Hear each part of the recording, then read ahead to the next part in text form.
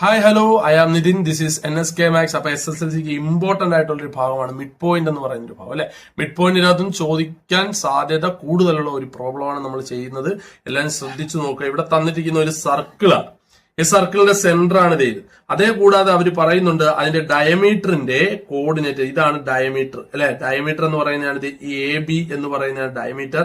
ഈ എയുടെയും ബിയുടെയും കോർഡിനേറ്റ് തന്നിട്ടുണ്ട്. എ എന്ന് പറയുന്നത് 2,3, അതേപോലെ തന്നെ ബി എന്ന് പറയുന്നത് 6,5 ആണെങ്കിൽ നമുക്ക് വേണ്ടത് അവർ പറഞ്ഞിരിക്കുന്നത് coordinates of the centre of the circle. മനസ്സിലാക്കേണ്ട കാര്യം, ഡയമീറ്ററിന്റെ സെന്റർ അല്ലെങ്കിൽ ഡയമീറ്ററിന്റെ മിഡ് പോയിന്റ് തന്നെയായിരിക്കും സർക്കിളിന്റെ സെന്റർ എന്ന് പറയുന്നത്. അപ്പൊ നമുക്കൊരു കാര്യം ചെയ്യാം.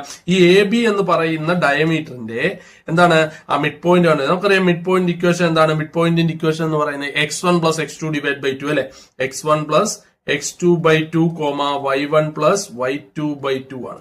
നിങ്ങൾ ഇങ്ങോട്ട് ശ്രദ്ധിക്കുക. ഇവിടെ x1 എന്ന് പറയുന്ന 2ഉം അതേപോലെ തന്നെ y1 എന്ന് പറയുന്ന 3ഉം ഇവിടെ x1 6ഉം y1 5 ആണ് അല്ലെ. ആ വാല്യൂസ് ഇങ്ങോട്ട് ഇട്ട് കൊടുത്താൽ മാത്രമേ ആൻസർ എന്ത് വരും. x1ന്റെ സ്ഥാനത്ത് 2 + 6/2, അതേപോലെ തന്നെ 3 + 5/2. ആൻസർ എത്ര വരും? Mid point is equal to 6 + 2 എത്ര?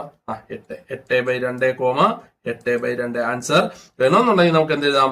8/2 എത്ര? 4,4. This is A mid point of this circle. ഉറപ്പായിട്ടും ചോദിക്കും. നിങ്ങൾ ഇത് മനസ്സിലാക്കിയിരിക്കുക. ഇതല്ലെങ്കിൽ മിഡ് പോയിന്റിന്റെ അകത്ത് ഏതെങ്കിലും ഒരു ക്വസ്റ്റ്യൻ ഇതിനെ റിലേറ്റ് ചെയ്ത് ചോദിച്ചിരിക്കും. നിങ്ങൾക്ക് ഇത് മനസ്സിലായെന്ന വിശ്വാസത്തോടുകൂടി നിർത്തുന്നു. അടുത്ത ഷോർട്ട് വീഡിയോയിൽ കാണാം. അതുവരേക്കും ഗുഡ് ബൈ.